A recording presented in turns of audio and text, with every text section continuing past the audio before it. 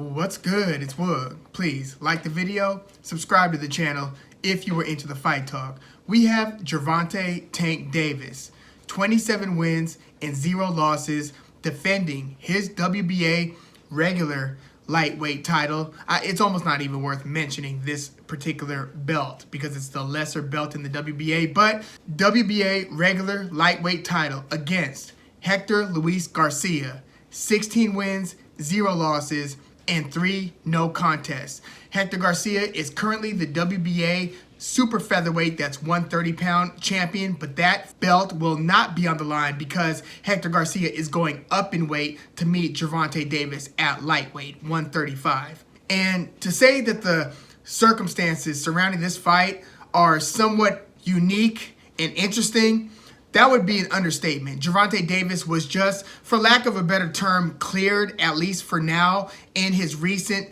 domestic abuse allegation, although he has another court case coming up in February involving a hit and run incident. So Gervonta Davis really has his hands full legally. And I just want to say, just because somebody recanted on their statement of domestic abuse, I don't mistake that for innocence. Not guilty and innocence, not necessarily the same thing. The truth is, I don't know.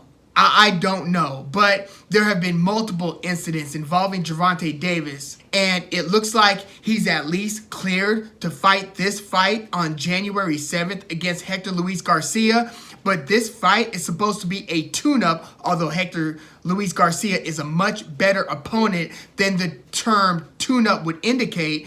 This is supposed to be a kind of an interim fight to get him ready for a April showdown against Ryan Garcia, and that would be a mega fight. But here we have Gervonta Davis versus Hector Garcia, and if you look at Gervonta Davis's last few fights, I feel like PBC has had to use some, we'll call it creative matchmaking for their superstar in Gervonta Davis. And by that, I mean PBC hasn't and hadn't had the deepest rosters in the divisions that Gervonta Davis competes in, meaning 130, 135 primarily. They don't have the lion's share of the elite talent in those divisions. So what have they had to do? They, gave him Yorkis Gamboa, kind of a former featherweight champion who was well past his prime, nearing 40 years old at the time, and had him meet Gervonta Davis at lightweight. Then they had Leo Santa Cruz, who had his best days at 122 and 126, meet Gervonta Davis at 130, not Leo Santa Cruz's best weight class. Then they had him fight Mario Barrios up at 140. Mario Barrios, a much bigger guy, but not really seen to be an elite fighter at 140. He's solid. He's pretty good. I mean, he just went the distance with Keith Thurman about a year ago, but not a top tier 140 pounder, at least as far as we know at this point. Then they were going to have him fight Rolly Romero. Rolly Romero had to pull out due to some legal issues that were since cleared up. And then they had him fight Isaac Cruz, the Pitbull, who is turning out to be a problem in the division. Isaac Cruz is pretty dangerous, pretty deadly.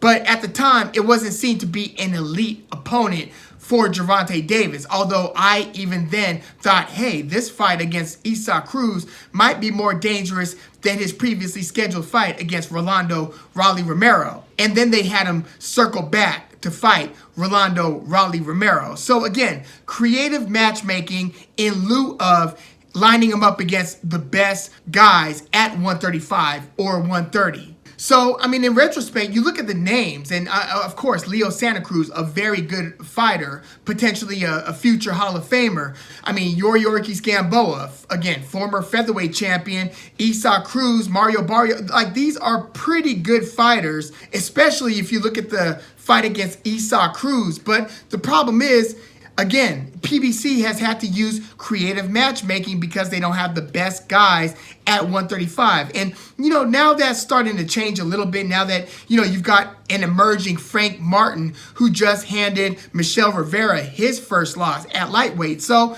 if they're going to keep things within the PBC realm for Gervonta Davis, now you've got some interesting matchups to be had. Again, Frank Martin is looking pretty damn good. And if this was anybody else's fight schedule, it would be a quality fight-by-fight resume.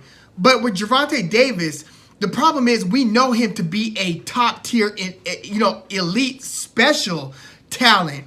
And so we just want to see him matched up against the best to see how he would do against a Devin Haney, against a Ryan Garcia, against, Teofimo Lopez and so forth. And now, since he has recently broke from Mayweather Promotions, he insists that he's going to try to go after the best opponents to prove how great he is. And, if he does get past Hector Luis Garcia, we're just hoping that they are able to make this super fight between him and Ryan Garcia. And now we're starting to have some concerns because of these new allegations, and because of his court case in February. We don't know whether this is going to take place. Not to mention, we don't know for a fact that Gervonta Davis is going to make it past Hector Luis Garcia. But, Gervonta Davis, pound for pound, has one of the hardest punches in the sport. Look at how he knocked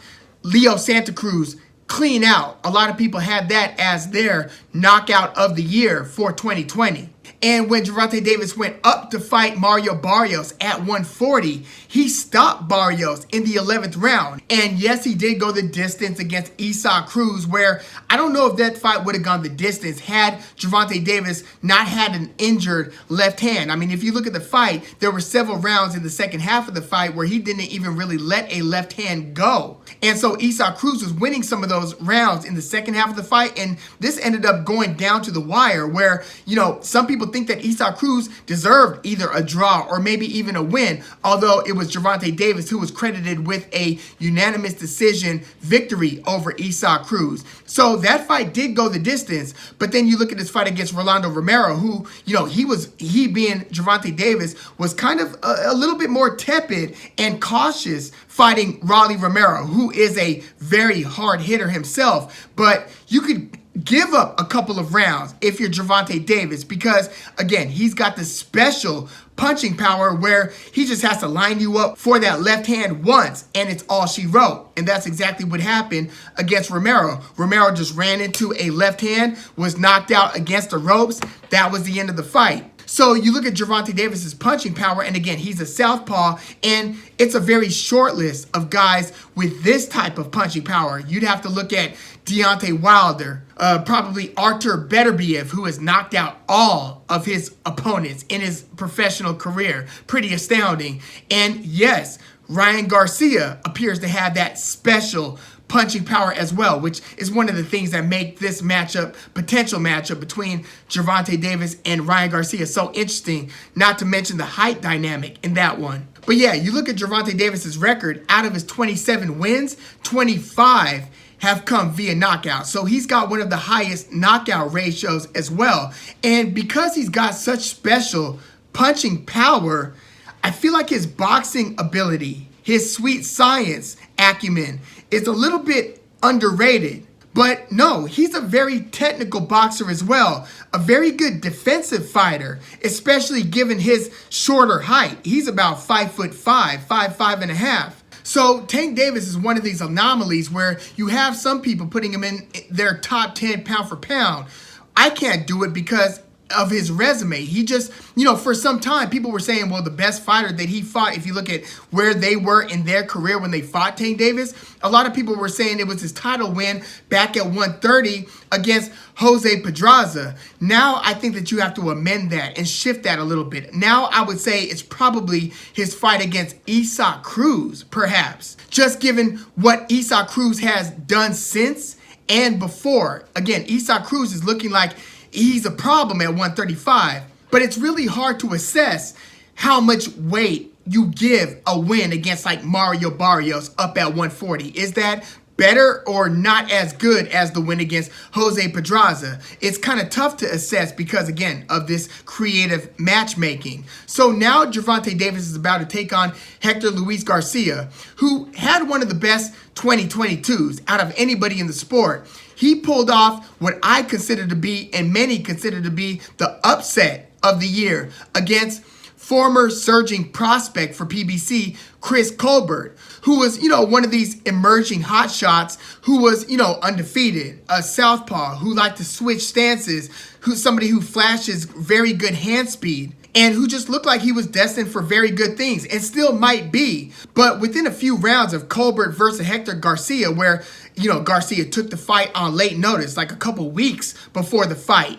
And if you look at the betting odds, Chris Colbert was like a minus, 1,000. Like he was like a 10-1 favorite against Hector Garcia. Well, within a few rounds, you saw Chris Colbert had a fight on his hands, and he got dropped badly in the 7th round. And that was after losing like almost all of the first 6 rounds. So, you could hear the drama building on the broadcast where round over round, it's like, okay, Chris Colbert's got to get things going. He's got to find a way to stay off the ropes. He's got to find a way to keep Hector Garcia off of him, basically. Hector Garcia put up this workman-like effort where he wasn't really overextending himself, but he was the busier fighter. He was landing the cleaner shots. And Chris Colbert was trying to, demonstrate to the crowd that this wasn't bothering him. So he would like wave him in, and Hector Garcia would more or less be like, okay, and come in and throw some more punches to take another round.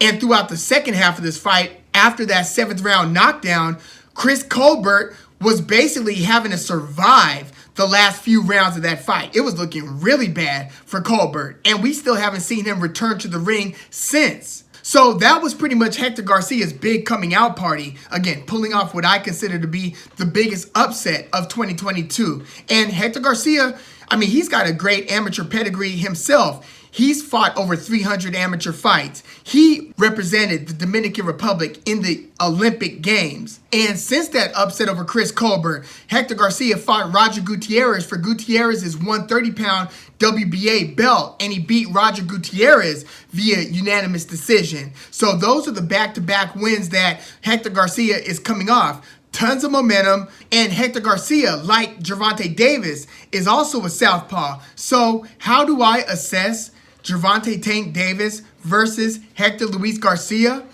Well, again, the problem here is Hector Garcia is coming up to 135 to fight one of the most devastating punchers in the sport. And if you look at how Hector Garcia fights, he's not just a reckless come-forward fighter, but he does apply the pressure. And, he's a good boxer as well. If you look at his fights before Chris Colbert, like the one against Canelito, Isaac Avalar, Hector Garcia can fight backing up, a sweet science style as well.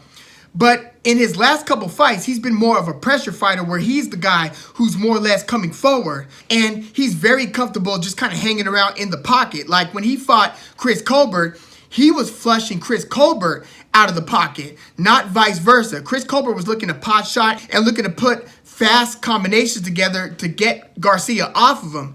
It wasn't working. Before you know it, Garcia is right in front of him once again.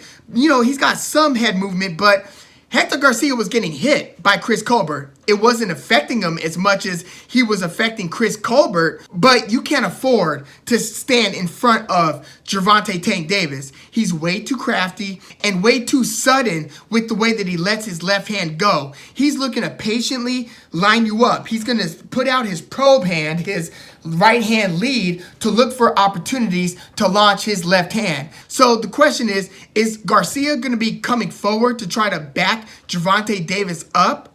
Or is he going to fight on his back foot and make Gervonta Davis have to come forward and find him? Gervonta Davis is used to fighting guys who either come forward like Isaac the Pitbull Cruz, and he fights guys who back up and make him find him. Although I would almost recommend that opponents of Gervonta Davis don't do what Rolly Romero does. Don't do what Isaac Cruz does. Don't do what Leo Santa Cruz does. And these guys all come forward and throw a lot of punches. To me, that almost fits into Gervonta Davis's skill set where, again, he's just looking to line you up with that left hand to put you away. I would almost suggest that you show some movement and get Gervonta Davis to follow you around and to come forward, being the shorter fighter who's then going to have to extend himself and lunge with the left hand. That's why he was having some trouble with the taller Mario Barrios. Mario Barrios wasn't fighting Gervonta Davis in a reckless come forward style. Yes, he was applying some pressure, but he was more or less using some of that reach, some of that height. And Gervonta Davis was having difficulty in the first half of that fight. So if you're Hector Garcia, if you are able to pull off a back foot game against Gervonta Davis, I would almost advise him to do so and make Gervonta Davis come after you. I mean, it's not like Hector Garcia has lights out power. Yes, 10 of his 16 wins have come via knockout, but he's somebody who, again, puts up workman-like efforts and puts punches together, more so in volume, so you could win the rounds. So I wouldn't fight Gervonta Davis like he fought Chris Colbert. To me, that just makes this a short night for Gervonta Davis. Instead, I would work the perimeter, move around a bit, and get Gervonta Davis to use his legs to come after you. I do think that Hector Garcia is going to try to fight an intelligent fight. And I think that there are going to be some rough spots in the first few rounds for Gervonta Davis. I don't think that he's just going to blast him out within the first 3 rounds of this fight. There are also a couple wild cards in this fight. Where is Gervonta Davis mentally? I know that he just, he recently broke from Mayweather Promotions, so he's kind of taking, the reins of his own career, and he wants to manage more of his own career. He's got this next fight lined up after this fight, so is he looking past Hector Garcia and looking at Ryan Garcia a little prematurely? And now you've got multiple legal issues that you need to worry about. And plus, he was, arrested, and he was in a cell for a couple of days, at least for one night. So how did that disturb the preparation? Like, a lot of these boxers are more or less machine-like in their preparation, because you've got to get down to the 135-pound weight limit as well. So how much have the, for lack of a better term, distractions over the past week, even though they were self-imposed, assuming, based on what happened with these allegations, right? How much has what's happened over the past week and a half distracted Gervonta Davis from the task at hand? I mean, we saw him issue out a tweet, a since deleted tweet, like a lot of Gervonta Davis's tweets, but he said, I low-key don't even want to fight. So how focused is he for this task against Hector Luis Garcia? If he comes in less than at his A game, this could be a little bit rough, especially for the first half of the fight. I mean, we take a lot of things for granted here. We assume that because he's an elite fighter, that even if he's having an off night, that he's still going to be able to do Gervonta Davis-like things to his opponents. I'm like, not so fast. If he is coming in at, we'll say, 70%, Hector Garcia can conceivably pull off an upset here. I think that Gervonta Davis is going to be less than his best, but I think that he's going to still operate well enough to be able to win a more difficult than anticipated fight against a pretty good, I won't say great, but a good fighter in Hector Garcia, who, again, is coming up in weight to fight Gervonta Davis. So I think Gervonta Davis is going to have some difficulty. I think he's going to get hit a bit by Hector Garcia, and I think he's going to actually have a little trouble finding Hector Garcia with his hardest power punches. But I think that as this fight enters the middle rounds, I think that his elite skill set, what makes Gervonta Davis great, not only from a power standpoint, but from a speed and craft standpoint, will rule the day. And I think that, Hector Garcia could win 2 out of the first 4 rounds, but I think that he'll eventually get caught with something big, and I think that he's going to get stopped in the later rounds here. I don't think Gervonta Davis is going to be at his best. Quite frankly, I don't think Gervonta Davis looked at his best against Rolando Romero. I don't, quite frankly, know where his headspace is these days. I don't know whether we're still getting the best of Gervonta Davis. I know he's still young. He's not even 30 years old yet, but he's been fighting a very long time. And, now he's been a high-profile fighter for a few years. With that comes a lot of stresses. Gervonta Davis has been making a lot of money for at least a couple of years now, has been a pay-per-view fighter for a couple of years now. So, I don't know. I don't think that he's got Floyd Mayweather-like discipline, if you will. Like, you look at Floyd Mayweather's career, his preparation and his level of discipline it's pretty phenomenal. I still can't really wrap my head around it.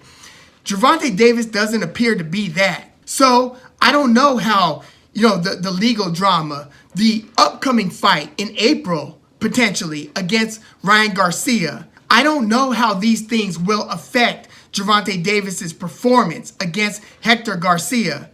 But I still think that he will find a way to hurt Garcia in the middle rounds and finish him in the late rounds. I don't know how sudden the knockout will seem, but I think that we're going to likely get it somewhere between the 7th and 10th round. So, yeah, I'm going to go Gervonta Davis pulling off the win, knockout win, stoppage, like most of his wins, against Hector Garcia. But I do think that Hector Garcia is going to make a strong accounting of himself.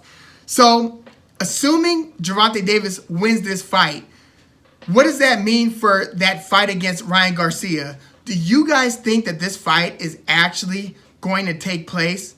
I mean, because all parties seem to indicate that this fight is happening in April, assuming that Gervonta Davis is able to get through his February legal issues and court proceedings, and if he gets through Hector Garcia. It sounds like this thing is really about to happen. For some reason, I'm still leery. I'm still a bit skeptical. I almost don't believe it until I see them entering a ring on the same night, in the same location. That's what it's going to take for me to believe it. Now Ryan Garcia has pretty much bypassed his tune-up fight. So we'll see how this unfolds if Tank Davis gets by Hector Garcia. But yeah, I'm taking Tank with the 7th through 10th, somewhere in that range, stoppage win over Hector Garcia. But yeah, let me know what your thoughts are on Tank Davis versus Hector Garcia. Quite frankly, I was pretty surprised that this was the opponent that he chose as his quote-unquote tune-up. But again, Hector Garcia is going to have to go up in weight to fight Tank Davis. So there's your competitive advantage, if you will. But yeah, let me know your thoughts on this one in the comments. And by the way, if Tank fights Ryan Garcia, who are you picking to win that one? I'm still a little unsure where I sit, but we're going to talk about that one after this fight between Tank Davis and Hector Garcia. But please, let me know your thoughts in the comments, like the video, subscribe to the channel if you were into the Fight Talk. I'm Woog. Thanks for tuning in.